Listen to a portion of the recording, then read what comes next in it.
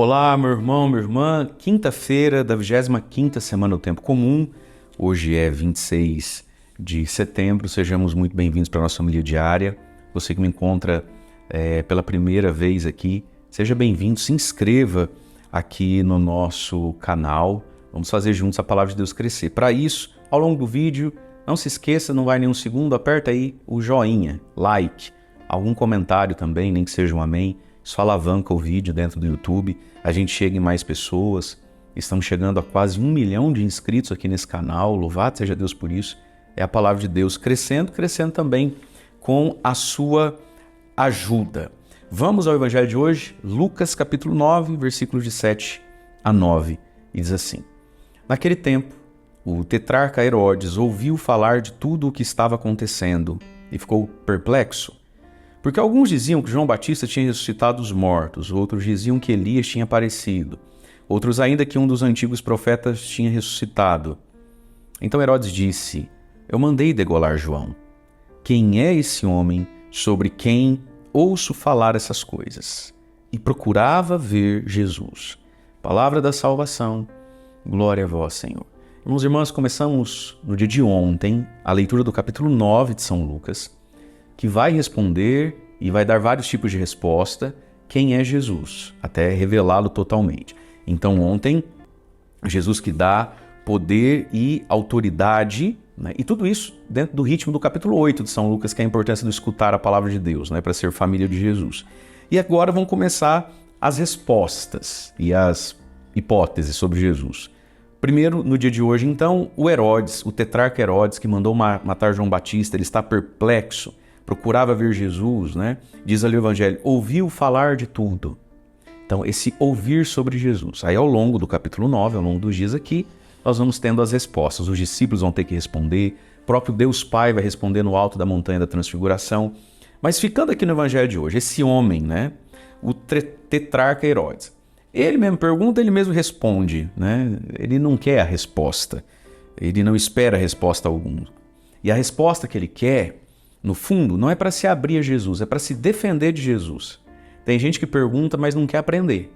Ele pergunta para se defender, para manipular, para matar, para silenciar. Esse é o tetrarca Herodes. Então, ouve falar de tudo que está acontecendo. As curas, os milagres, multidões, né, as polêmicas a respeito da pessoa de Jesus entre as camadas mais simples e pobres e os fariseus do templo. E ele fica perplexo.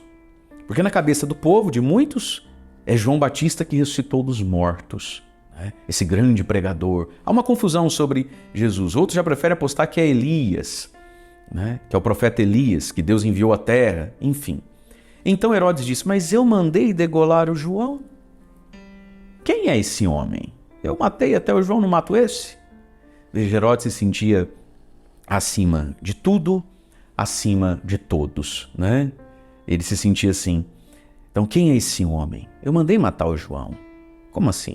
Vou ter que mandar matar esse também? Um homem violento, um homem despudorado, um homem que não quer aprender, um homem que não quer mudar de ideia e um homem que se sente ameaçado pelo carpinteiro de Nazaré. Meus irmãos, a verdade, né, é algo tão poderoso, a nossa consciência, o nosso espírito. Você vê, Herodes, ele era muito poderoso. Ele era muito rico, ele tinha o poder sobre a vida e a morte de todo aquele povo. Ele era inatingível, inalcançável, ninguém nunca queria derrubá-lo daquele trono. Mas Herodes, por pior que fosse, e era, né, muito ruim, ele tem alma. Ele é a imagem e semelhança de Deus, ele está todo desfigurado pelo pecado. Mas o ser humano tem alma. O ser humano sabe quando ele está diante da verdade. Ainda que ele sinta raiva, repúdio da verdade, mas ele sabe.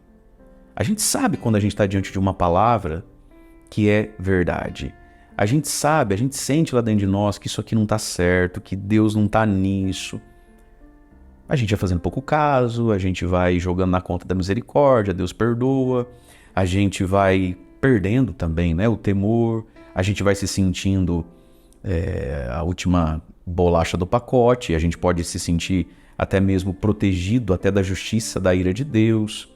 Mas veja, um homem tão poderoso, por que tão incomodado com Jesus? Um homem pobre que prega uns negócios sobre Deus, profeta, Bíblia, Salmo, céu. Você tem medo dele, Herodes, uma vez que você não acredita em nada disso? É ele quem dizia. Mas veja, queridos, onde o Espírito de Deus está, sobre quem o Espírito de Deus está, ninguém fica indiferente. Ninguém fica indiferente. Sabe, a gente simplesmente sabe quando Deus está numa pessoa, está numa palavra. É que incomoda o nosso apego, incomoda a nossa preguiça, incomoda a nossa falta de vergonha na cara, né? Incomoda o demônio que está lá dentro de nós, mas que a gente sabe, né? Então veja, quem é esse homem sobre quem ouço falar essas coisas? Só que aqui tem um problema. Procurava ver Jesus, mas não procurava ver para aprender, procurava ver para manipular, para se defender. Então nós devemos procurar ver Jesus. Mas ver para quê? Ver para ser discipulado, ver para ser moldável nas mãos de Jesus. Não adianta eu ficar diante de Jesus lutando com ele, trombando com ele. Então, procurar ver Jesus. Se você procurar, você vai ver. Se você buscar, ele se dá a você. Mas não para satisfazer as nossas curiosidades. E não para a gente arrumar um argumento para continuarmos a ser como sempre fomos. Jesus se revela para quem quer mudar. Jesus se revela para quem está mole, maleável, como barro nas mãos do oleiro, né? Senão, meus queridos, a fé de muitas pessoas vira essa curiosidade de quem quer se defender de Jesus. Agora vamos lá. Para que se defender de Jesus? Herodes, que mal eu posso te fazer, a não ser mudar a sua vida para melhor e para o céu? Gente, Jesus muda a nossa vida para melhor e para o céu. Sem Jesus nós estamos indo para pior e para o inferno. Com Jesus para melhor e para o céu.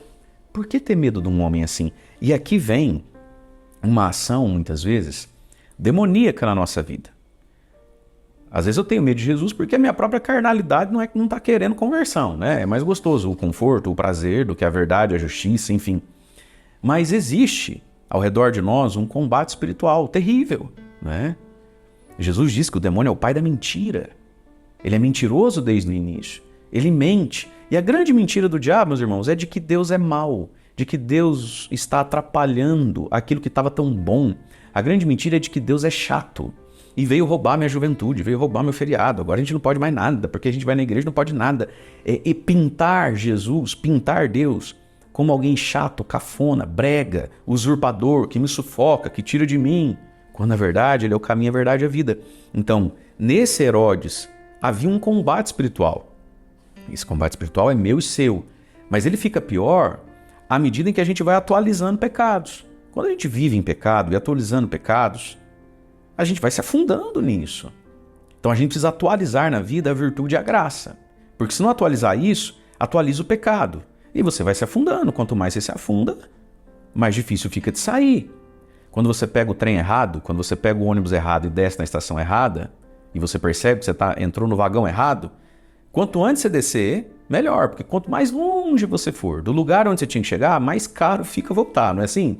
Então veja, é isso que acontecia com esse Herodes, um homem tão afundado nos seus pecados, mandou matar João Batista, vivia em adultério, a mulher dele não era dele, meu Deus, vivia nos banquetes, nas bebidas. Vai ficando difícil para Herodes. E aí quando ele olha para Jesus, ele se sente ameaçado. Jesus veio roubar meu dinheiro, Jesus veio roubar, Jesus veio me propor uma vida chata, pesada. Não, Jesus é caminho, verdade e vida. Mas sim, meus irmãos, na nossa cabeça existe um combate espiritual. Quando a gente fala espiritual, logo a gente pensa em espírito, algo meio assim. Mas o combate espiritual ele se dá tudo dentro da nossa cabeça. E aí a nossa cabeça faz descer coisas para o coração que ajudam a trabalho. Então o combate espiritual não deixa de ser um grande combate de ideias. Lembra de Jesus no deserto? O que o diabo fala? Se você é filho de Deus, aí Jesus tem que responder para ele.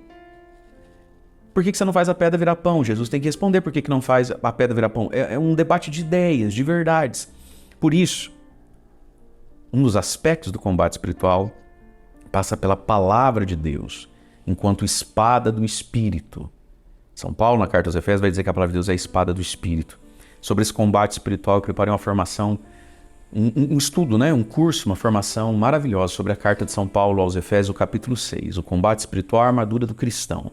Não é só Herodes que viveu um combate espiritual, ele viveu e perdeu.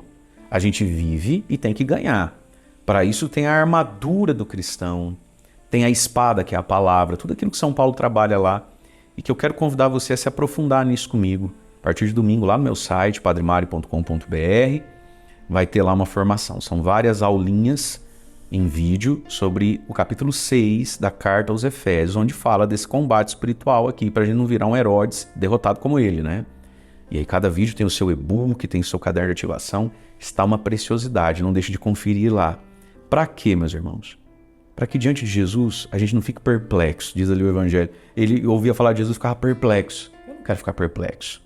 Eu quero ficar animado, eu quero ficar aberto, eu quero ficar motivado e quero vencer esse combate que não só Herodes viveu, todos nós vivemos. Deus abençoe você. Em nome do Pai, do Filho e do Espírito Santo. Amém.